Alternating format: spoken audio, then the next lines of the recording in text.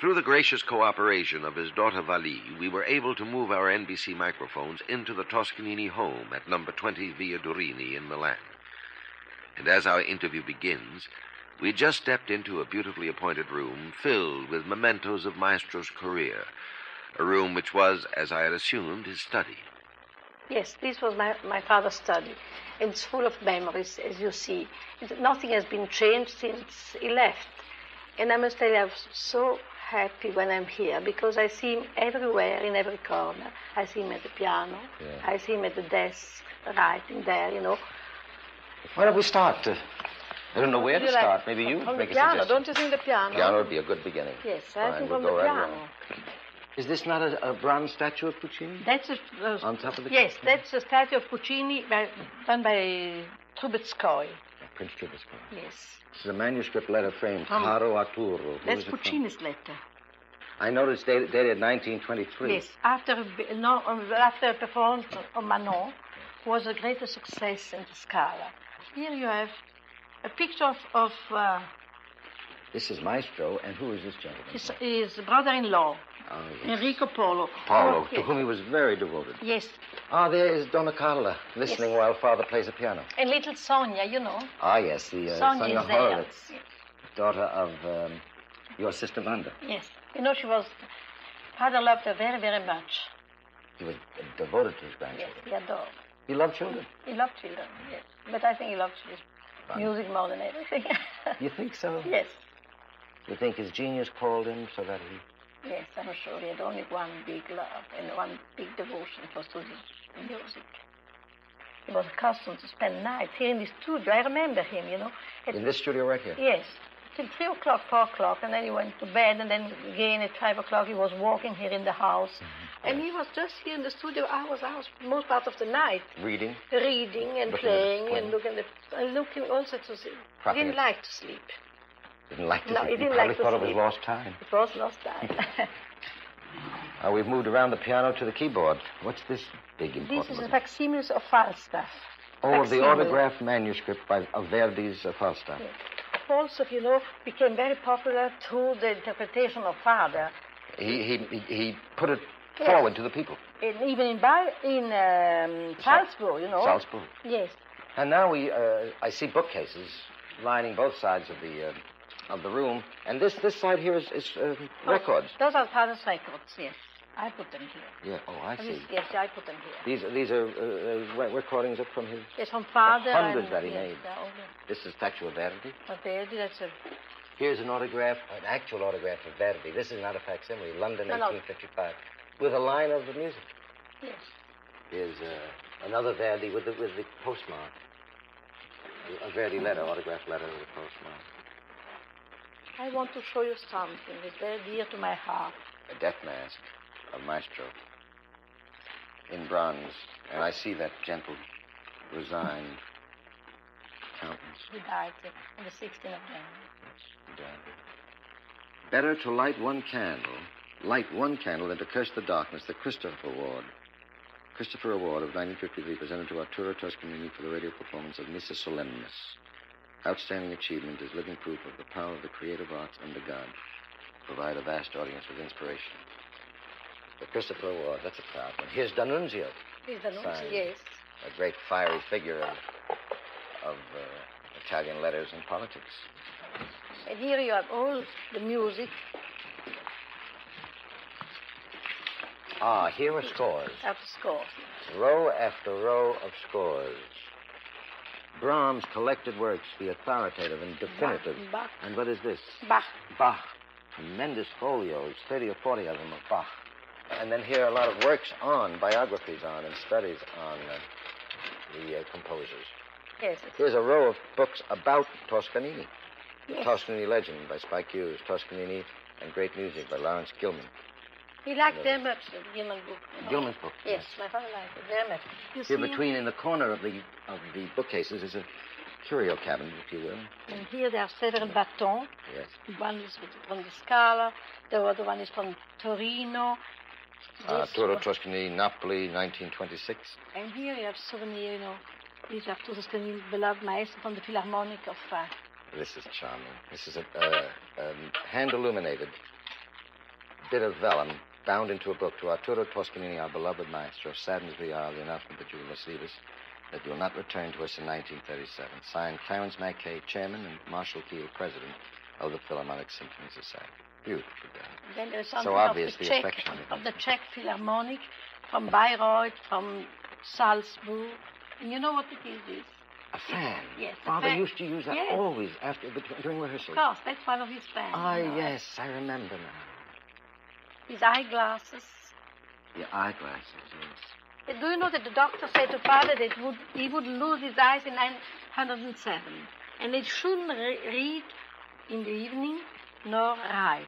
But So that he wouldn't lose his sight, and they were 50 years wrong. This is. From the Comune di Milano, from the city of Milan. This was after the first concert that he gave on the 11th of May when he came back after the war. And there are many others. There are many, many others, you know, but we want to give them to the House of Parma. So Is the house still standing in which Yes. Father was born? the house is still standing, and it will become a little museum. And here, of course, is the desk. But he didn't sit at the desk a great deal, did he? No, he never sat very much at the desk. And you know, he was writing standing. Sometimes he was writing standing or in his bedroom. Really? With a little pad of paper on Yes. his knees? Yes. And here, as we leave the study, the handsome salon, which is the families, and I presume right here along to the right is the dining room? Yes, this is the dining room. And you know, my father used to spend most part of the time here because after lunch, he had the habit to have his friends coming for coffee. Mm-hmm. He didn't like to have people very much in his studio, you know. He had people more here in this room, and then he liked to be there alone in his studio for hours. He used to spend the nights there in his studio, more than in his bedroom.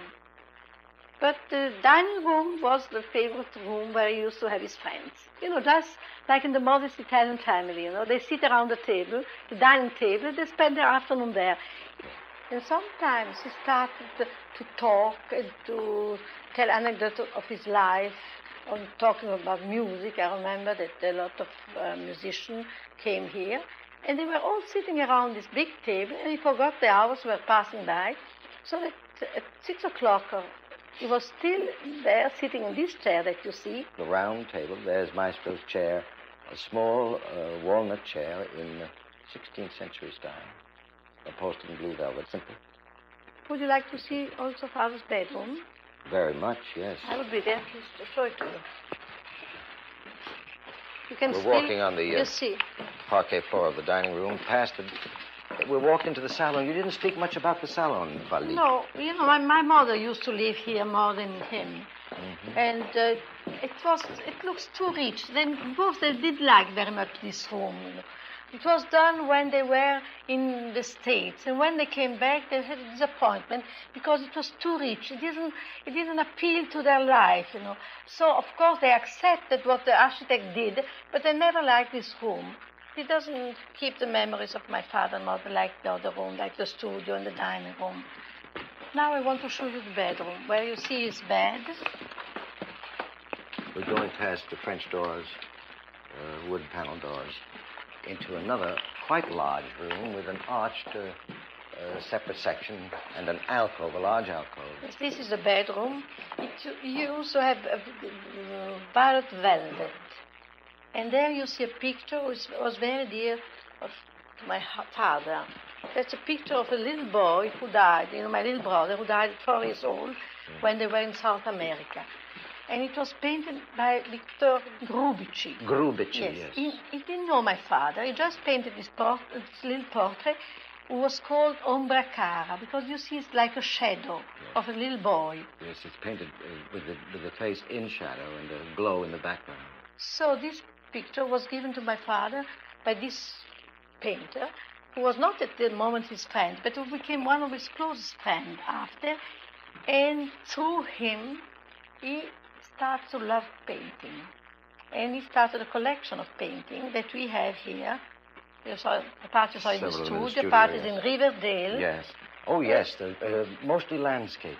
Landscapes, yes. He adores the landscapes. With peace and tranquility and long vistas. And, yes. Because, you know, Father loved very much the mountains and the the lakes, the landscapes. He liked them. And here's another picture painted by Grubic. That's my father's portrait. Here we have a Toscanini in his mid-35 or 40s, I would say, with his hand held tentatively to his chin as though he's making a musical decision, deep in thought, wrinkled brow, very intense, thoughtful, questioning, searching, yes?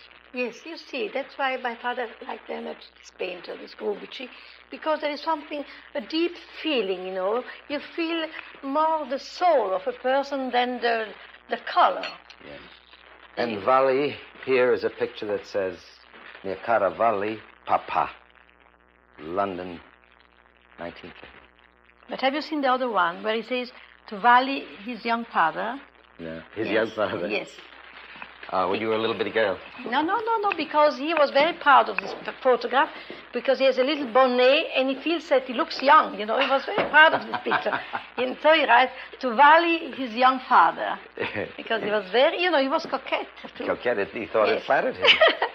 You know, everybody paints father like a very severe person, angry and moody and so. I must tell you that and always storming heroic music. Yes, it was not. When he was with us, he was very agreeable. He enjoyed life. I think there were two persons in him: the artist and the homme de famille. The family, yes. Family man. Yes. You're quite right, Wally. We do think always the great maestro and involved in tremendous works of classic music and so on, but a man who enjoyed for hours to sit there at that table and talk and chatter with his friends. Yes. Who enjoyed the warmth and tenderness of his family relations. Yes, he was a different man outside of his work. So you see, he had a nice nature. I tell you, his torture was music and perfection to music. So we have the balance then, Wally, and it's strange. While you were talking, magnetically, I drifted back to this room. I didn't mean to, but that's the way it happened, back into the study. We started here. We've made the circuit of the dining room, the salon, the bedroom, the family pictures, and now we return to the study where it seems that somehow Father was drawn to this. Would you agree? Yes, I did. It was a wonderful life, full of achievement and full of gifts. Yes, he had a wonderful life, and he made also other people's life wonderful. We've been talking with Wally Toscanini, the Contessa Castelbarco, the daughter of Arturo Toscanini, who was our hostess on this visit to Maestro's former home at Via Dorini 20 in Milan.